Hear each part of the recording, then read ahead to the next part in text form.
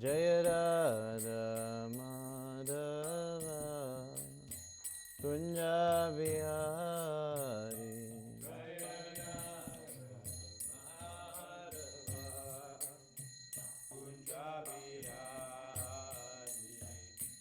Gopi Jana Vallabha Girivardhari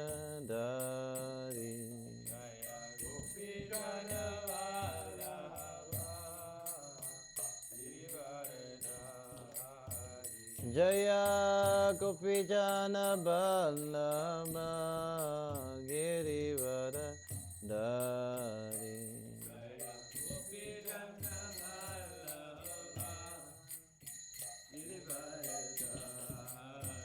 Yashodanandana Prajajananandana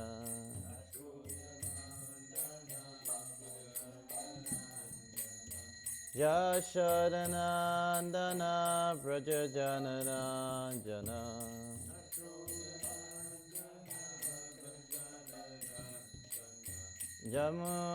Jamunatira Vanachari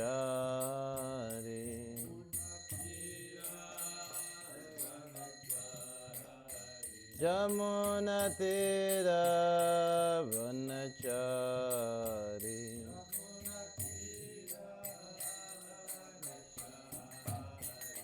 Jaya Radha Madhava Kunja Bihari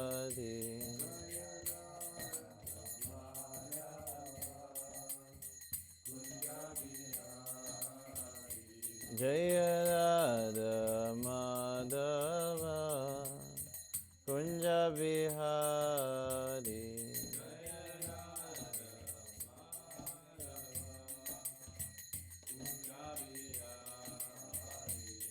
Gopi Jana Vallabha Girivardhari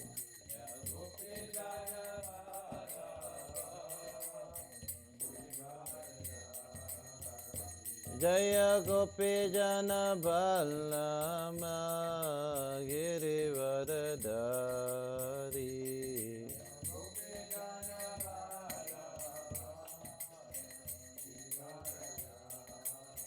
Yashodanandana Prajajananandana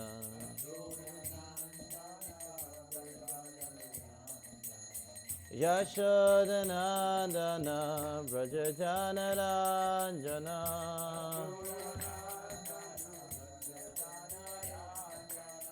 Jamunatira Vanachari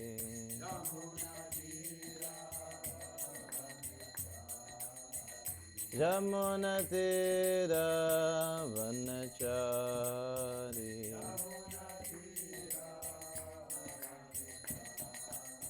Jaya Radha Madhava Kunja Bihari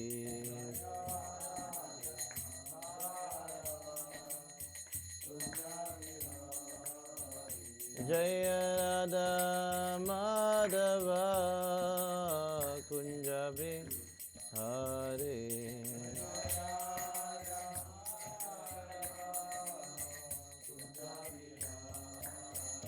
Hare Krishna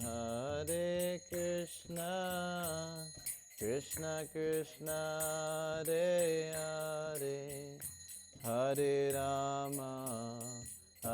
Rama Rama Rama Hare Hare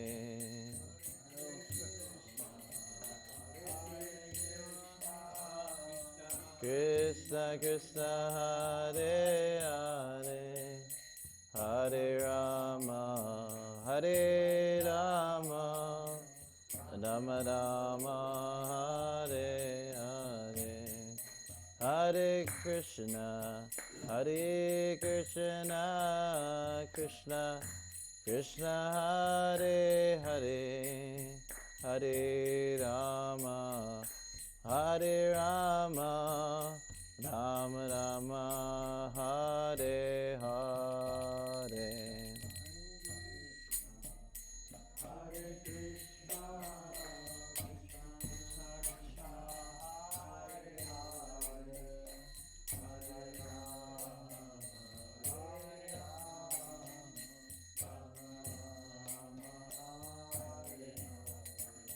Hare Krishna, Krishna Krishna, Hare Hare, Hare Rama, Rama Rama, Hare Hare.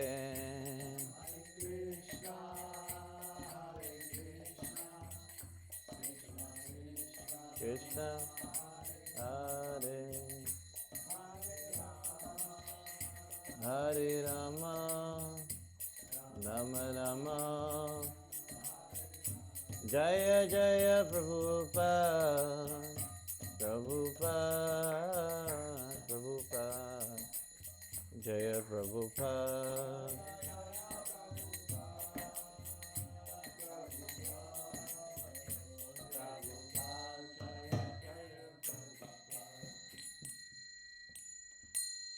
Srila Prabhupada ki, Kantaraj, Srimad Bhagavatam ki, Nitai Go, Premanande.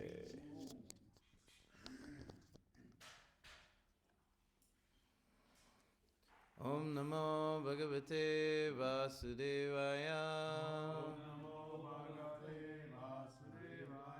Om Namo Bhagavate Vasudevaya.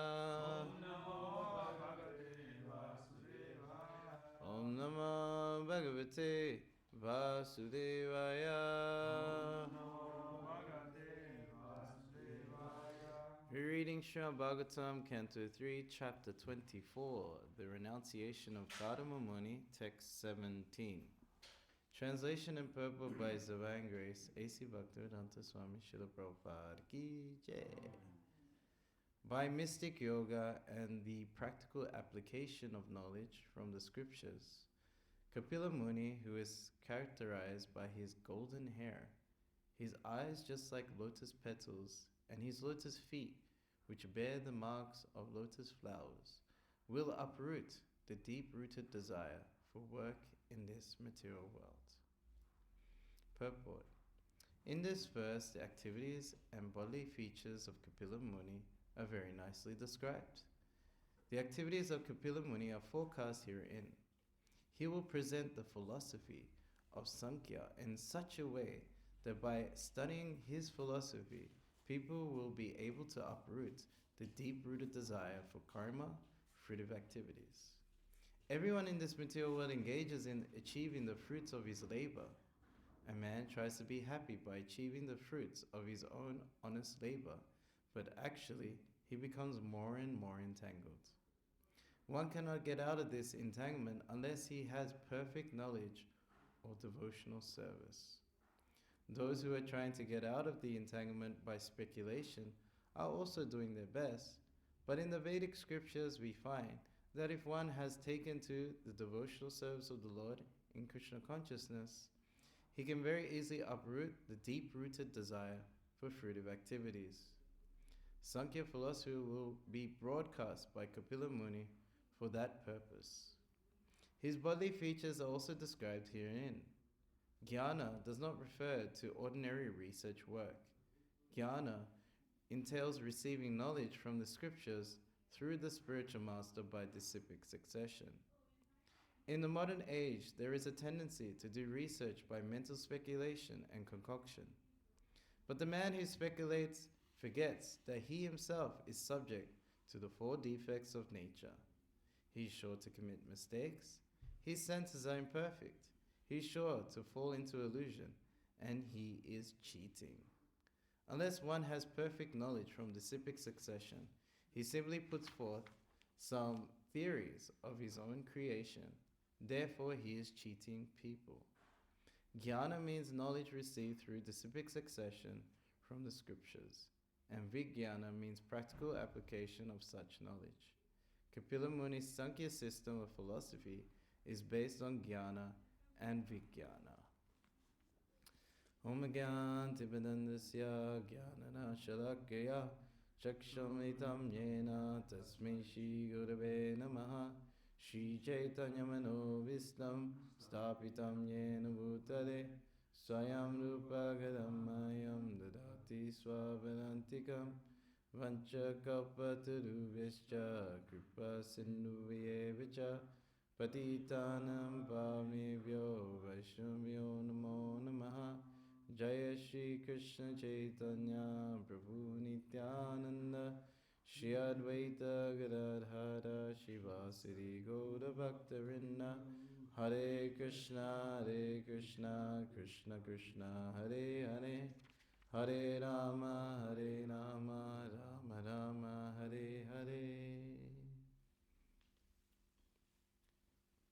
So we are excited when we hearing about the appearance of the Supreme Personality of Godhead. Here we getting ready for the appearance of Kapila Muni and his teachings of Sāṅkhya philosophy.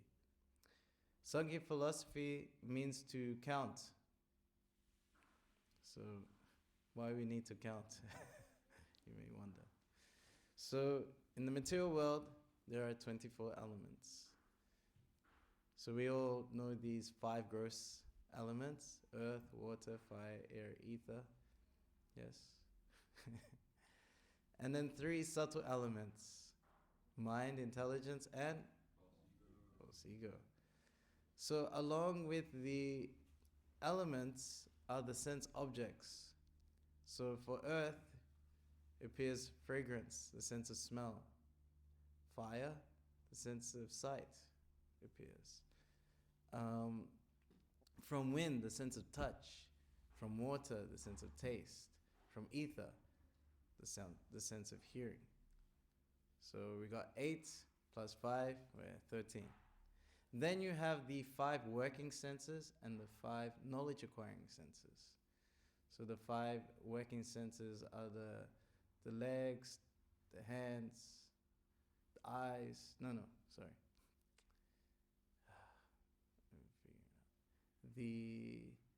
The anus, the genitals, the tongue, and one more.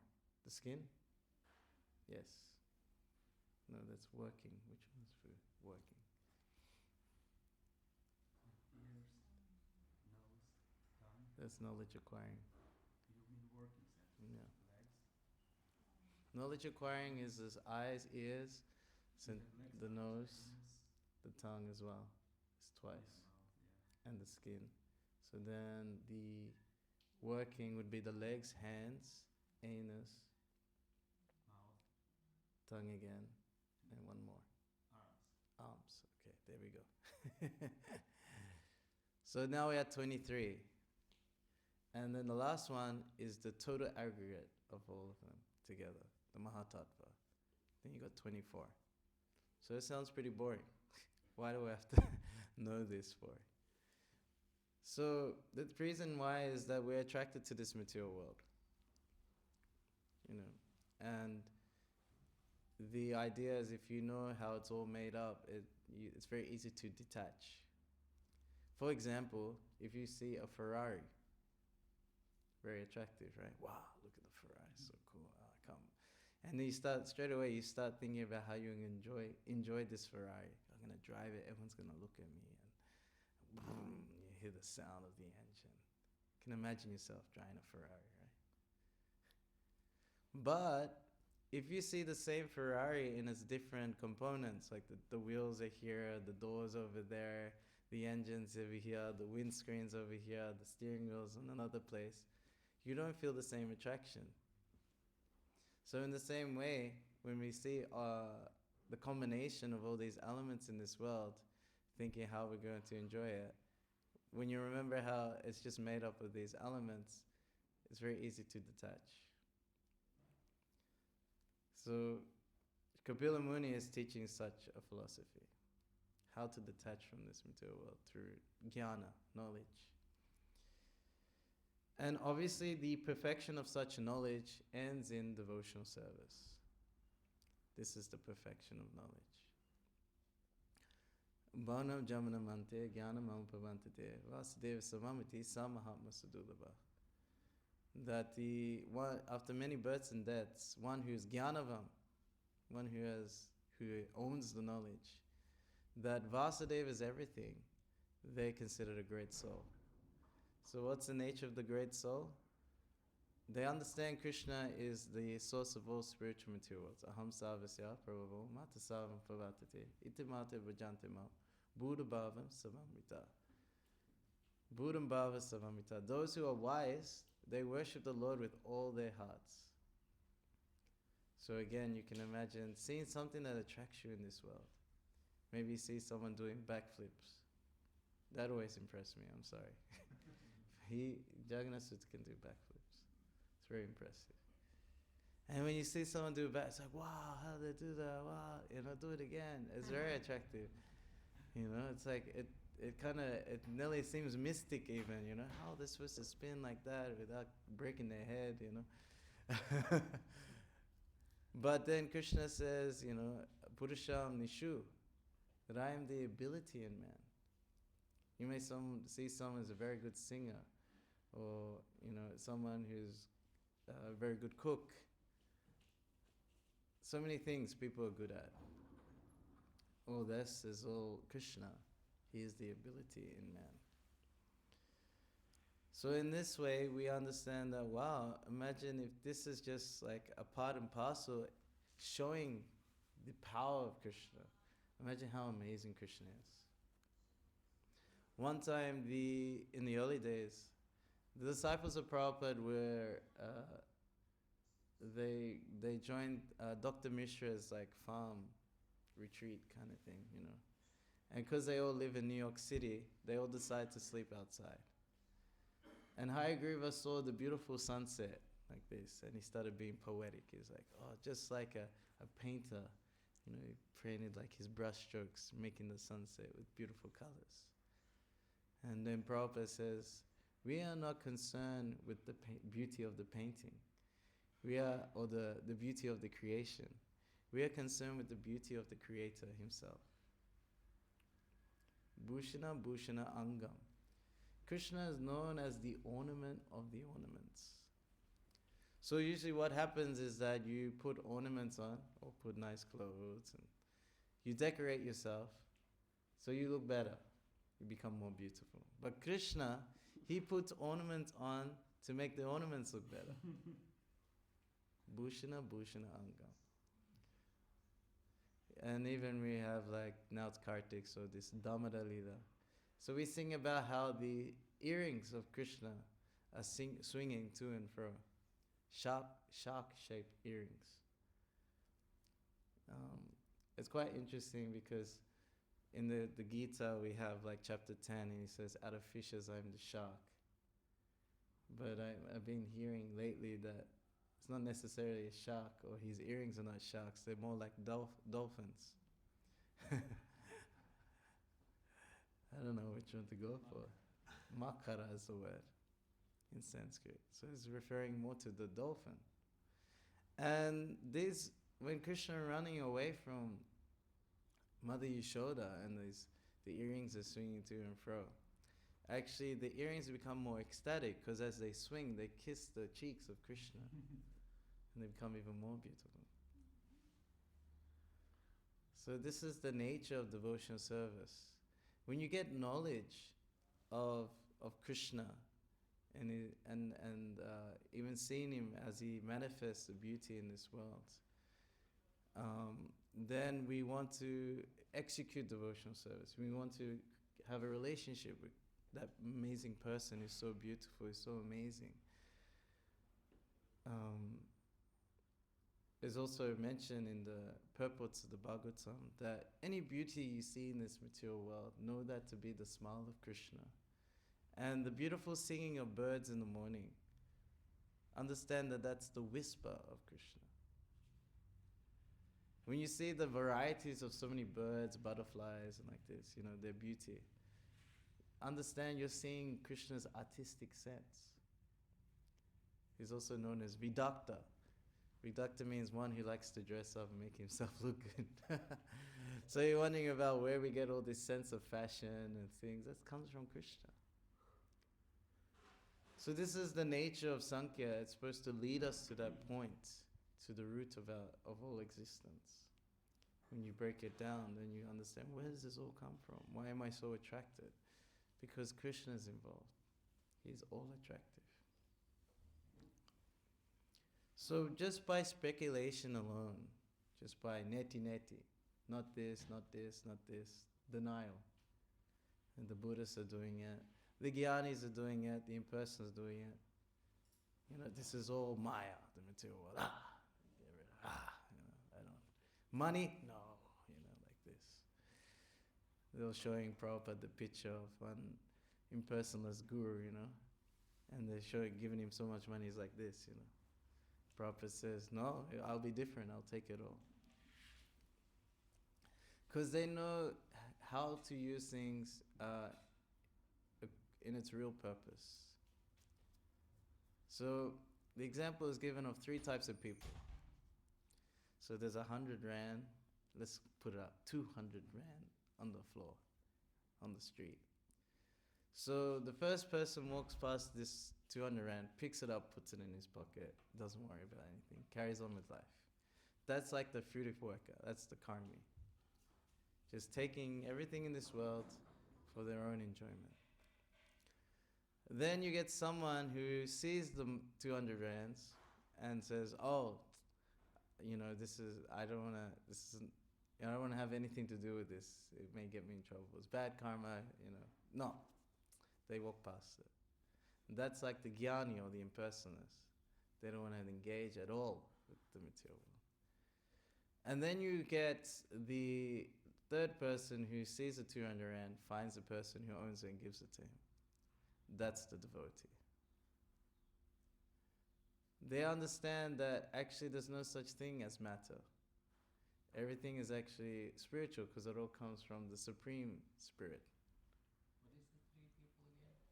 So you have the karmi, the jnani, and the devotee. Yeah. So the devotee understands how to use everything in its true nature. Oh, I forgot this verse. 424. Brahma panam vanam havi brahmanam brahmanam hutam brahmevit dana gantavyam kama samadhina. That yes, so when one dedicates everything for the absolute truth, then that offering becomes of that absolute nature, the person offering it, and the thing itself. Everything becomes absorbed in the spiritual atmosphere. So in the purport to this verse, Prabhupada says that everything is actually in the Brahma Jyoti. But when it's used for sense gratification, it's considered material.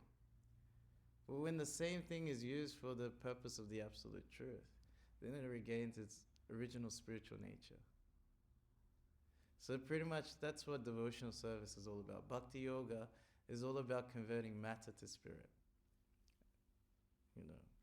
Just like the iron rod into the fire. Put it in for a long time. Still an iron rod, but starts acting like fire. Same thing with the body of the spiritual master. It's not burnt. It is kept in samadhi. Spiritual master does not die. So, because it's been fully engaged in the service of the Supreme Personality of Godhead. So it's spiritual by nature. So this is the way out of speculation. This is the way out of this material world. This deep-rooted desire to try and be Krishna.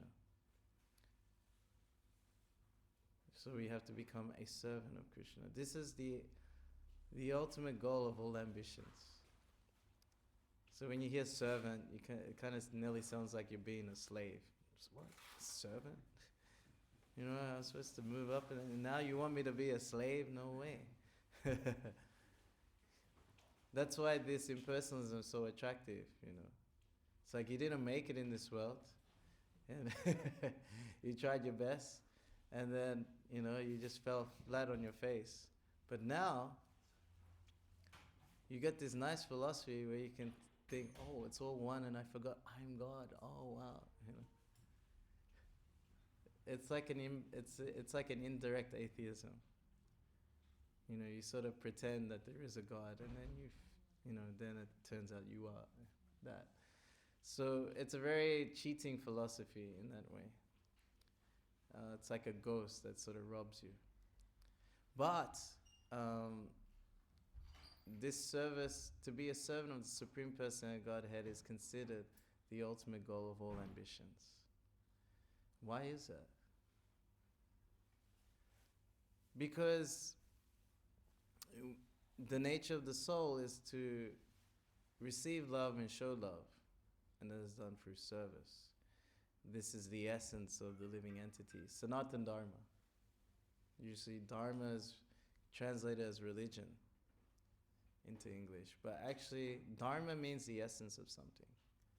Essence of water, it's wet. Essence of fire, it's hot. The essence of sugar is sweet. You take these things out, you can't call it sugar, fire, or water. So what's our essence? The essence of the living entity is to serve. You know, in a family, you have like children serving the parents, parents serve the children. You have a president serving the citizens. Vote for me, I will serve you. You have employees serving the boss, and the boss serving the employees. No one is free from such service dependency. It doesn't matter what religion you are, Hindu, Muslim, you can change that, but the service cannot be taken away. It stays with you forever. Even someone who wants to be out of the system, lives on the street, doesn't want to serve anyone, still their stomach will grumble and they'll have to serve their belly. So how to perfect this kind of service essence? So you may see someone who's narcissistic, right? They'll just serve themselves. It's all about me, look at me, and I use people for what I want. It's about me, about this body, yeah. You'll say they'll have a low level of life. But then someone gets a family, and they start serving their family. Higher level of life. Serve the nation, fight in the army, kill a few people and get a gold medal. Okay, a higher level of life. Someone starts serving humanity. It's a great level of life. Someone who serves all living entities, even the animals as well, gets higher. Why just this planet? Why not the whole universe? So much higher. But when we say you should serve only God, then it's like, why are you so narrow? Why limited? What about everything? This mentality of like envy towards the Supreme Lord. But if we serve God, one perfects this service mentality, this service essence of ourselves. Because we have an ocean of love to give. Like I said, you can only show love by serving and not wanting anything in return. So when you serve Krishna, that's just like watering the roots of the tree. All the leaves and twigs and branches get full nourishment beyond their own capacity. Anyone who's trying to serve the leaf and twigs and branches in the form of service to humanity or the nation or even to the demigods, they will never be fulfilled. One has to serve the root of our existence, show love to. We're always trying to put our love into someone or something limited. So then you don't get the reciprocation. But if you give your love to the unlimited Supreme Lord, to Krishna, then the reciprocation is overflowing. And this mentality of service is even desired by Lord Chaitanya Mahaprabhu, who's Krishna himself. He is wondering, like, I'm the supreme enjoyer here. But then when Srimati Radharani is serving me, she enjoys 10 million times more than me. And then when she pushes another gopi who wants to serve me in a certain way and understands I'll derive so much pleasure, she gets 10 million more times more happiness than me. So what is it about me that's so amazing? He cannot do it because he's the object of being served. So then he takes the mood of Srimati Radharani and descends as Sri Chaitanya Mahaprabhu to try and taste, what is it like to serve me? What's so amazing about it?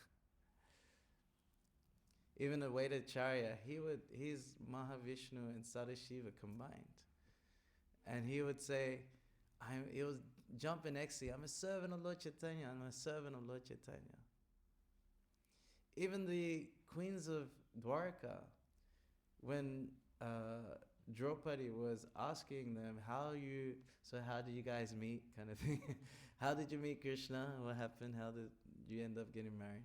And they'll tell their stories, oh yes, Krishna had to wrestle 7 bulls and then get my hand, or, Rukmini said, oh, he had to kidnap me, or, Kalindi said, oh yes, I was doing austerity and he came. So there's so many, they tell all their stories, but at the end of every story they'll say, and now I am a maidservant in his palace. They just saw themselves as a servant. Same of the gopis of Vrindavan. They didn't show off and be proud, oh, we're Krishna's girlfriends, we can control him. No, they were crying out, we are your maidservants. Please be merciful unto us. This is the highest thing that we could ever think of achieving, is just to be a servant of the Supreme Personality of Godhead. So this is what the Sāṅkhya Yoga is supposed to lead towards, that we become a dedicated loving servant of the Supreme Personality of Godhead. This is how we attain Vijnana. So Jnana means that knowledge or the theories, but Vijnana means realized knowledge. The faith you develop is actually through experience. Not just, okay, I know Krishna, that's okay. No, you have to experience Krishna in your life. Otherwise, you're just dipping your toe in the water, in the ocean of bliss. So one needs to experience Krishna in their life. And that is really easily done by the chanting of the Hare Krishna Maha Mantra and the service towards Srimad Bhagavatam, Nityam Bhagavata Sevya. This Srimad Bhagavatam will put rocket boosters into your spiritual life. If you haven't read Srimad Bhagavatam, consider yourself under the poverty line of spiritual life. Yes, it's true. This Srimad Bhagavatam was what Prabhupada brought to the West in that trunk. 3 volumes of the Srimad Bhagavatam. This cream of the Vedas, this ripened fruit of the Vedas that has no skin and easily swallowed. The shining light in this Kali Yuga, this age where it's just everyone is cheating and everyone is fighting. Put 2 people together and they'll fight. Anytime there's a crime or a murder, first people they suspect is the family and friends. Family and friends first. This is the nature of this age. What to speak of what's being handed to us online or through the news. AI is getting better and better. What are you going to believe now? People are getting scammed through this deep fake. I had there's some people cultivating in Tasmania. And she was so stressed out for a month because she has some accounts in India. And they were calling us, oh, we need you to transfer this, that, and everything. And even they did a video call, and they were using deepfake, and it was one of the main bank managers of this bank.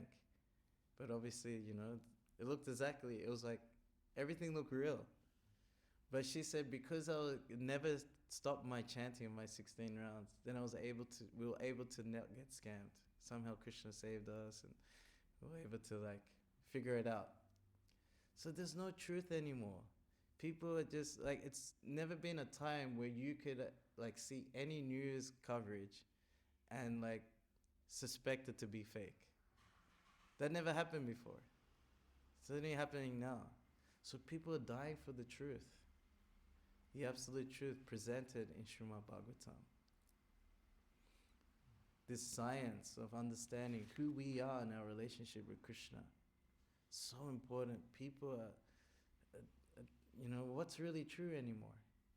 People are even going to university and there's no certainty that they'll actually get a job.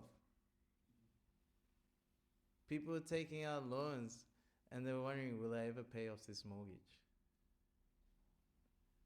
So much anxiety, so much false promises given by our politicians, even celebrities, whatever, whoever you have faith in. No one's getting the absolute truth. They're dying for it. We have to absorb this Srimad Bhagavatam and give it to others. So important. And why is this so potent before? Because it's, for example, Bhagavad Gita. There's been so many versions of Bhagavad Gita in English. But why Prabhupada's Gita has, as it is? Why is that made so many Krishna devotees? And not just in India, but all over the world. You're speaking about your astonishment of how is a Slovenian Balkan guy, practice chanting rounds, being vegetarian, and, practicing, my culture, like an Indian culture, better than myself. How is this possible? Because this knowledge given by Srila Prabhupada, he is carrying the spirit of Krishna through the disciplic succession. Ivam parampara praptam, ivam raja rishyo vidu, sakalena mahata yogana saparantapa. That this knowledge or the science of Krishna has been given through the chain of disciplic succession. Just like, the mango at the top of the tree. You don't just drop it down, pass it branch to branch. So this knowledge from Krishna has been passed through the acharyas, through the sampradaya. They don't add anything, they don't subtract anything. Prabhupada says that, they are telling, wow, so much success, so many followers, so many temples, you're changing the world. How's this possible? He says, well, this is all the mercy of my spiritual master. But if I can take any credit, is that I didn't add anything and I didn't subtract anything. Gave it as it is. So this is the great mercy of Srila Prabhupada. Didn't Prabhupada have a lot of propaganda he used for preaching? That's all he did, propaganda. It was only propaganda. Yes. Prabhupada's propaganda is that we are not this material body. We're the Sambandha Gyan. We are a spirit soul going through so many bodies. And the abhideya, the way to connect, and we, being a part and parcel of the Supreme Lord, we need to connect back to Him. So the abhideya is devotional service, bhakti yoga. And the main item of the devotional service is the chanting of the holy name of the Lord, as propounded by Sri Chaitanya Mahaprabhu and the previous acharyas. It's been trialed and tested and proven. And you can test it yourself. This is the amazing thing about chanting the holy name. It will get you out of any situation. This situation is a bit shallow, but I'll tell you, it's quite funny. So we were going from, I think, Czech to Slovakia. And we were in Bratislava by train, and it was just me and one other devotee, Sundanitai. And then another devotee, Vishnujan, he says, okay, I'll meet you at the temple or, at the restaurant or something like that. You just take the bus into town. So then we kind of saw the machine for buying a ticket for the bus, but we didn't do it. So then we sat in the bus, and the bus starts going. And then some huge guys who are like ticket inspectors, giants, literally like huge. And they start checking tickets. And then they check Sundanitai. He's like, oh no, I'm, we're from overseas, like this, It didn't work. So they said, okay, get off, like this. And I didn't have my passport either. It was with Vishnujan. So I gave my driver's license from Australia, and they took his passport, and they're holding. And they say, okay, 50 euros, 50 euro fine, now, like this. And we're like, no, we don't have money, no, like this. So then Itai, he starts faking, like, they sort of grab him a bit, and he's like, help. And he's trying to get trying to explain to locals, like, we don't know, we just came, this and that. We didn't know where the ticket machine was. And it's not working.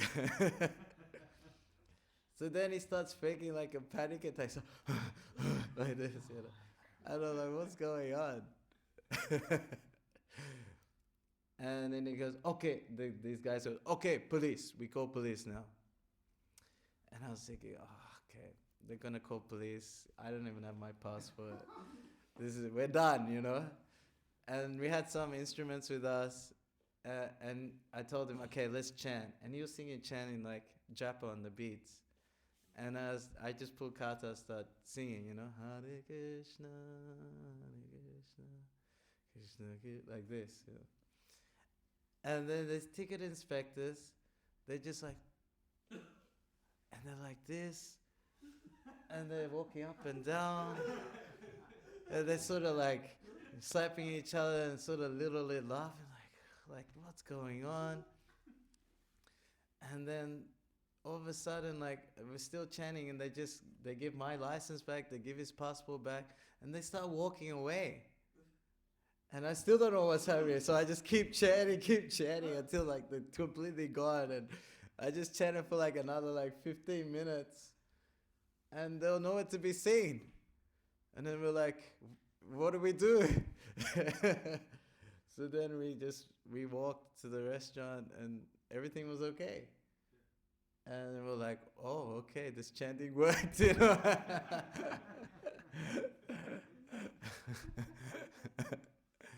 So I don't know what happened, but I don't know what they thought, but chanting worked. It got me out of the situation.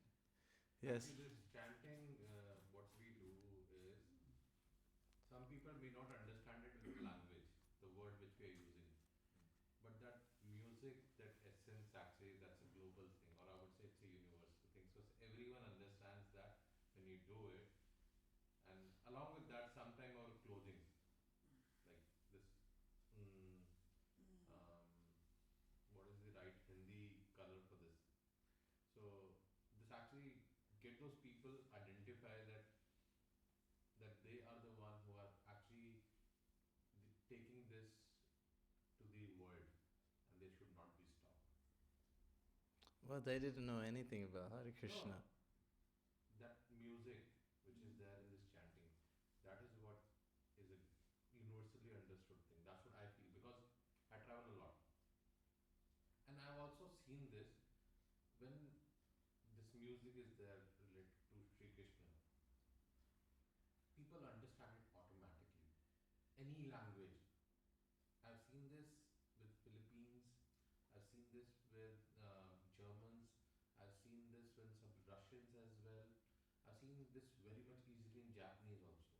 It's everywhere. Yeah, I guess it's speaking to the soul. Huh? Yes, so this is the nature that the soul needs, because Nityasira Krishna Prema Sabakaranoi Shravanadi Sudachete Koryadoy, that the living entity has Krishna Prema inside. It just needs to be awakened by Shravanadi, by hearing and what follows hearing, chanting. And this is the only way to be delivered in Kali Yuga. Harinama, Harinama, Harinama eva kevalam. Kalo nasteva, nasteva gati nyata. There's no other way. And this is the way to worship Sri Chaitanya Mahaprabhu. He is the Yagya Purush of Kali Yuga. Yagyai Sankirtana Pray, Jantihi Sumirisa.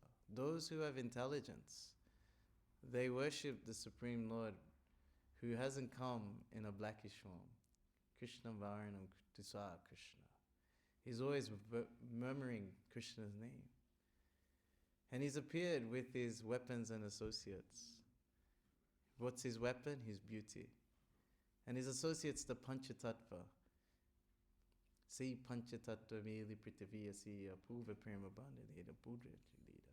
Panchaleda luta prema kara ashwadana yati yata priya Krishna bana anikshan. That the treasure house of love of God, that qualities of Krishna, that was like a treasure house. It was sealed when Krishna appeared 5,000 years ago. But by the appearance of Sri Chaitanya Mahaprabhu in the Panchatattva, they broke open that seal, plundered its contents, and the more they drank that love of God, their thirst for it grew. Puna puna pahaya mata hasagaya maramata. That the Panchatattva, they would dance and sing, and it made it easier to drink that nectarian love of Godhead. In this way, they laughed, cried, sang, and danced just like madmen. This is how they distributed love of God. And this is the instruction. And Sri Chaitanya Mahaprabhu showed how to be a devotee by following his spiritual master. Ishwara Puri instructed him, Nachgo Bhakta Sanghe Korashakita Krishna Nama Upadeshi Tavasavaja. That you just sing and dance in the association of devotees. Teach others Krishna Nama Upadesh, the instructions, the importance of Krishna Nama. And in this way, you'll deliver all the conditioned souls. So the reason why not only are we just going out and giving the holy name, but also distributing this literature, is that so they can understand why we should chant Hare Krishna, why it's so important. Because, unfortunately, Nivashesha Sunyavadi has taken over the whole world. Yes, impersonalism, voidism, Mayavad has inundated the whole West, or wherever the British were. So, as a servant of Saraswati Thakur, Namaste Saraswati Devi, he's giving Gauravani Pracharine, the instruction of Lord Gauranga, through Srimad Bhagavatam. The Srimad Bhagavatam is uprooting all that impersonal within your heart, the desire to try and be God, uprooting it right away. And ultimately, Bhagavatam, the conclusion or its revelation at every page, as told by Krishnadas Kaviraj Goswami, Vyakta Kara Bhagavate Kara Bara Bara Kali Yugadama Nama Sankirtana Sara.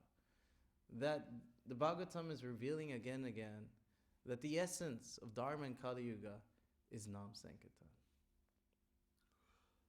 So we can see where hearing the pastimes of Lord Kapila Deva is supposed to take us.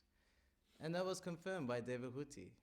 Aho bhata swapachokarya yachjivike vitata namatuvam tapas. Shashu arya ramanichu namagranti yindiyate. That Devahuti was saying, oh, how glorious are those who have the holy name on the tips of their tongue, even though they're born in the family of chandalas, dog eaters. By chanting the holy name, it means they've been to all the holy places, executed all the austerities, studied all the scriptures, did everything required, even having the behavior of Aryans. This is the power of the holy name. Can uplift anyone, doesn't matter who you are. We've seen so many examples of this. Prabhupada demonstrated.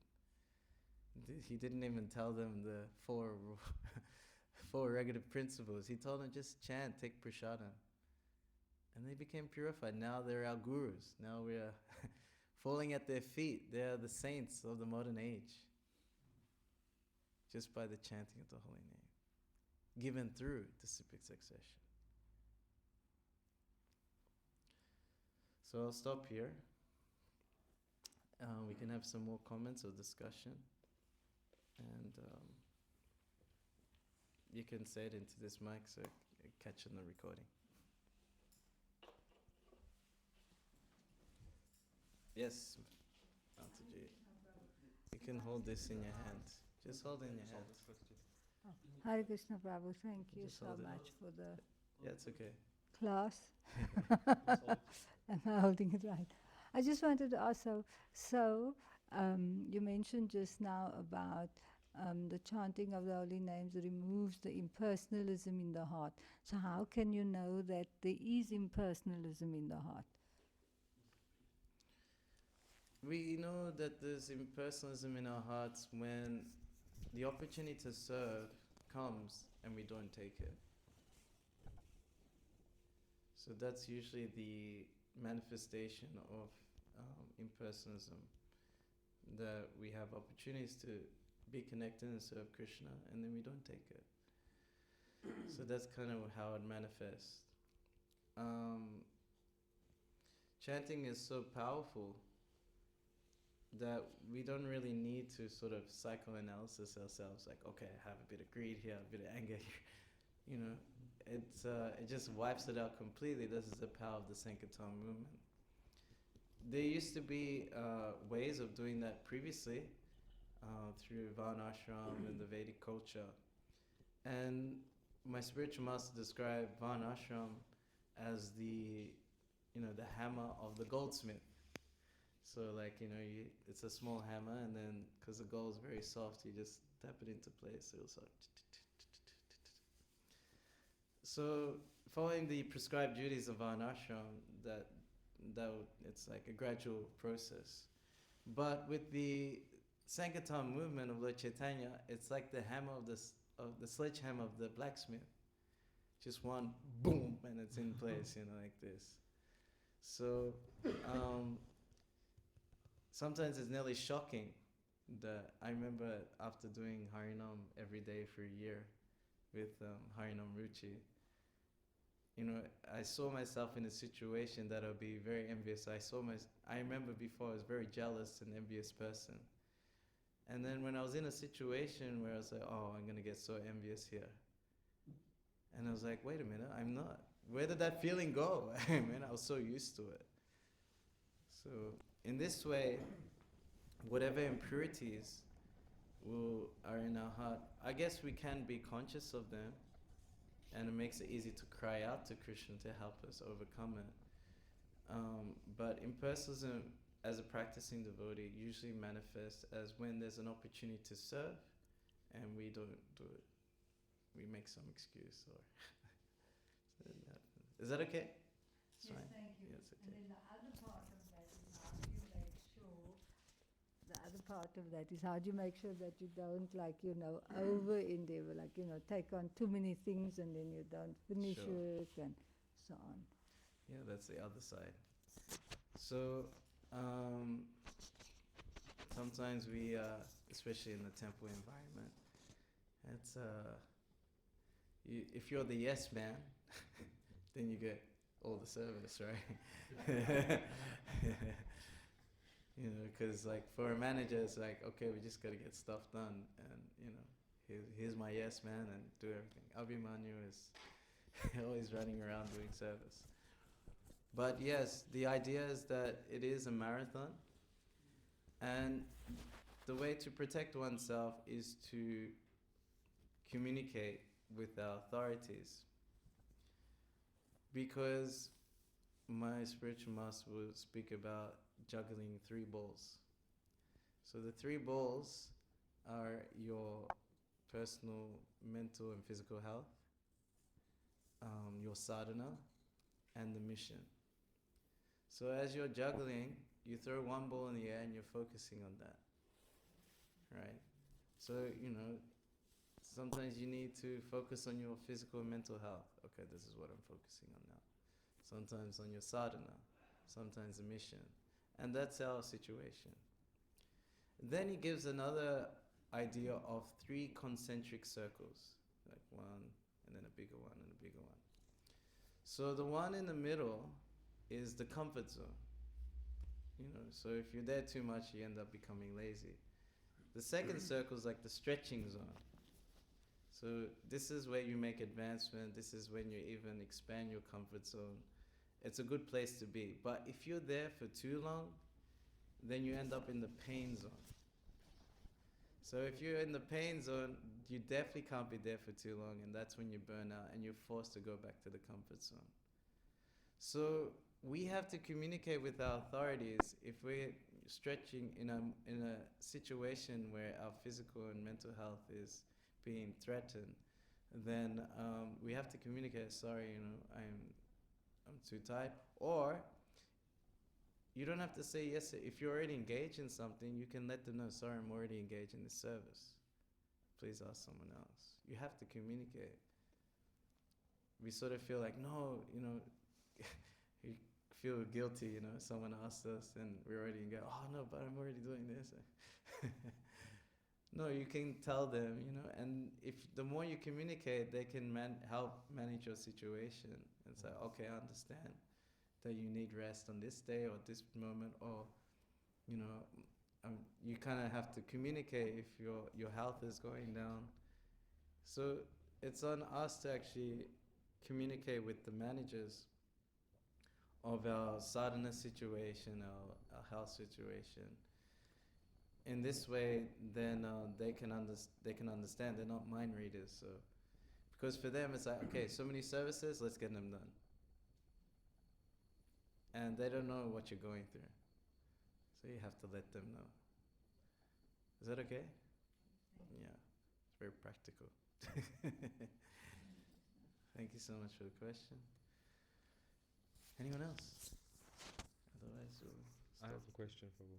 In terms of service and like adopting a service attitude, some people think that being a servant is low class. So when a devotee moves into the temple and trying to live this new lifestyle, what's some practical tips for them to progress as well as not feel like they are a lower class person? So to not feel like they have a projection of what a servant is, and at the same time they want to progress. So what advice do you have for someone like that? Yeah, sometimes you feel like when you come to this movement, you climb the corporate ladder of ISKCON or something. It's like, okay, now I am Bhakta so and so, and then then you get initiated. Now you're a Das. Okay, good.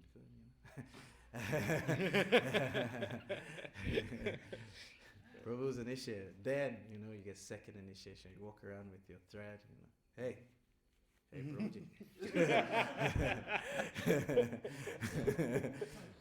And then okay, then maybe you become some sort of manager, deity department, or pujari. Okay, and then you become temple president. Oh yeah, now you're moving. Now you're working magic. And then you become a GBC. Yeah, you like that. And then even better, become a guru. And you claim. Sometimes there's this kind of approach, obviously, And obviously, it's a materialistic approach. The idea is to, in spiritual life, it's very different. The more advanced you are, is the more you think yourself a servant of the servant of the servant of the servant of the servant, a million times removed. And this is the mentality of actually Srimati Radharani. That's why we say Hare Krishna. The mentality of Srimati Radharani is that when we call out to her and we have a desire to serve Krishna, she thinks, oh Krishna, this person is better than me. Please give him your mercy. So our way of becoming, say, better in as a devotee is actually by getting blessings of the other devotees. And that is simply done by serving them. And also you give up like sort of this like nearly envious or competitive nature towards them. I'll explain my own situation. Because I saw how this philosophy worked. So you may know Braj Krishna Prabhu. Yes, from here. Yes.